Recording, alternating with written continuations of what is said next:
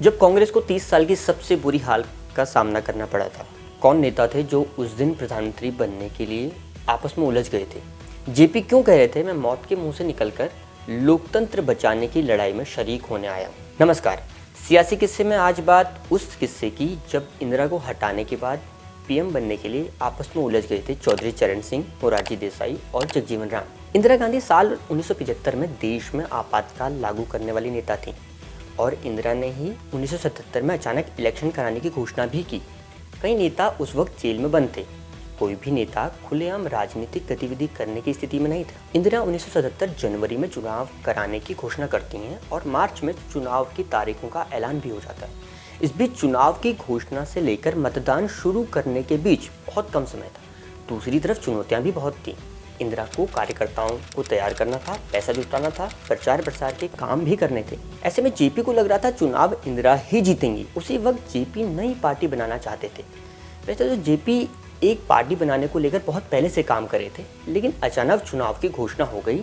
ऐसे में 19 जनवरी 1977 की सर्द सुबह में मोरारजी देसाई के घर अशोक मेहता, अटल बिहारी वाजपेयी, सुरेंद्र मोहन आदि नेताओं की एक बैठक होती है। ये बैठक पार्टी बनाए जाने को लेकर अंतिम तौर की बातचीत के लिए बताई जाती है। 23 जनवरी 1977 को जनता पार्टी का गठन हो जाता है। मोरारजी देसाई इसके अध्यक्ष और चौधरी चरण सिंह इसके उपाध्यक्ष बने। जयप्रकाश नारायण के पास कोई औपचारिक पद तो नहीं था, लेकिन अधिकार बल भर थे। जनता पार्टी का पंजाब में शिरोमणि अकाली दल, तमिलनाडु में डीएमके और पंजाब में सीपीएम जैसी पार्टियों से गठजोड़ होता है। जनता पार्टी के गठन में शुरू से ही जेपी की भूमिका बहुत अहम थी।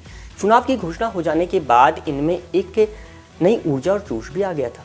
23 जनवरी के दिन जेपी ने चुनाव अभियान की शुरुआत की और पटना के गांधी मैदान में विशाल जनसभा को संबोधित किया।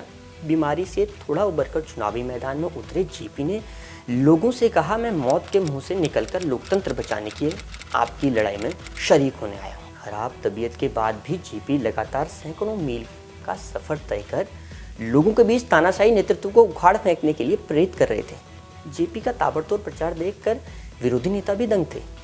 21 मार्च 1970 का दिन था जब परिणाम आए तो पता चलता है कि कांग्रेस को 30 साल की सबसे बुरी हार का सामना करना पड़ा। कांग्रेस को 1/3 से भी कम सीटों पर जीत मिली। आंकड़ों के मुताबिक कांग्रेस के 492 में से केवल 154 उम्मीदवारों ने जीत दर्ज की। लोग जनता पार्टी की तरफ उम्मीद भरी निगाहों से देख रहे थे और उन्हें उम्मीद थी कि ये सरकार अपनी क्रांति का वादा पूरा करेगी। लेकिन सरकार बनती उससे पहले एक नज़ारा सामने आता है जो निराशाजनक था।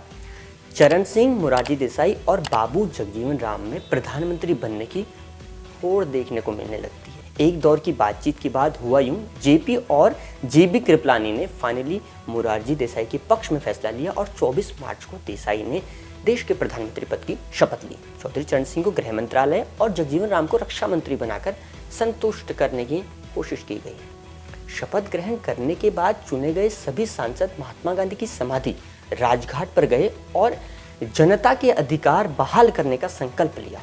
खबर ये भी थी कि इस कार्यक्रम के बाद जेपी इंदिरा गांधी से मिलने भी गए थे। पेंगुइन से प्रकाशित पुस्तक विमल प्रसाद और सुजाता प्रसाद की लिखी किताब जेपी की जीवनी the dream of revolution, a biography of Jayaprakash Narayan में बताया गया है। सबसे बड़ी चुनावी हार के बाद जेपी से हो रही इंदिरा की ये मुलाकात बड़ी भावुक रही।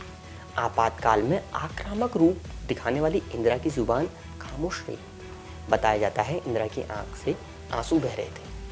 जेपी और इंदिरा से इस मुलाकात के पीछे एक वजह यह भी बताई जाती है कि जेपी को लगता था इंदिरा के आपातकाल में उस रवैये के बाद वो चिंतित होंगी कि उनके साथ ना जाने अब ये सरकार क्या करेगी।